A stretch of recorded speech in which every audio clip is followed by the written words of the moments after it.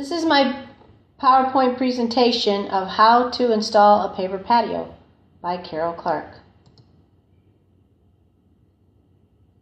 The first thing you want to do is design your project. You want to utilize the space that you have for a functional outdoor area. I sketched mine out by hand. After the fact, I found a website called SketchUp that I could have used, which would have given it more of a professional design. But what I did worked for me. I just needed to know what color pavers I wanted to put and where. So it was helpful to have that laid out. Measure twice, cut once is always a good rule to follow. You want to make sure you purchase enough material to finish the job. Lowe's Home Improvement, they suggest that you purchase 10% more product than you estimate needing.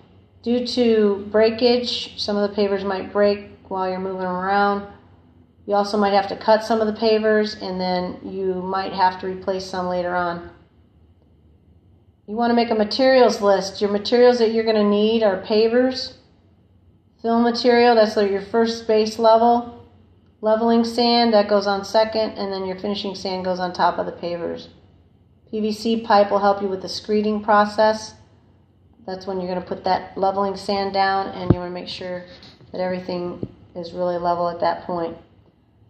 You need a shovel, a rake, a tamper, 2x4 for screeding, trowel, a level, a rubber hammer, and a broom.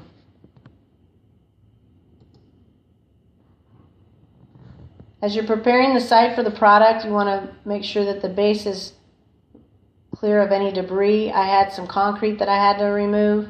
I had a bobcat backhoe kind of come in and take some of that away. Then you're going to spread your filler material down. That's your first base material. It's pretty heavy. It's got a lot of sand and rocks, and mine had a lot of shells in it. Then you're going to level the area, spreading that leveling sand. This is where that screeding process comes in. You put the PVC pipes parallel to one another, and you lay the leveling sand on top of it. You use a 2x4 and run it across the top of the PVC pipe. And you want about a 4 to 6 inch depth here. And as you run that 2x4 across, it's going to level out the sand for you to put your material down.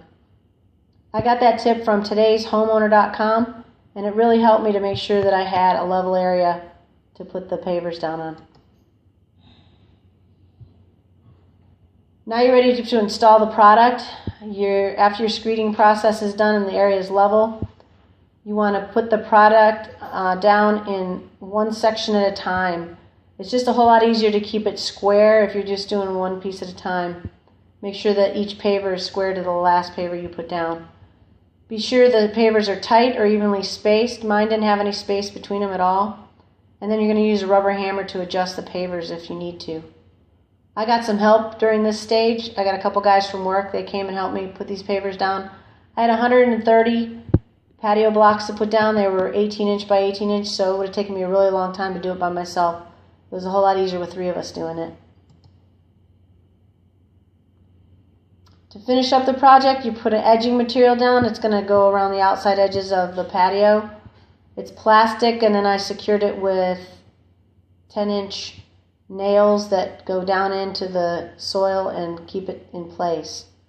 The top dressing process is important because it helps to seal the pieces together. They bind them together. It's very thin sand, and when it's put on the product and you wet it in with some water, it will bind the materials together so your patio doesn't move around. So these pictures show the finished product. I like the way it came out. I like my pattern. It was kind of a makeshift pattern. I just used what I had and kind of made it up as I went along, but I think it turned out well. And I'm going to enjoy sitting out there in the evenings enjoying my canal. Thank you.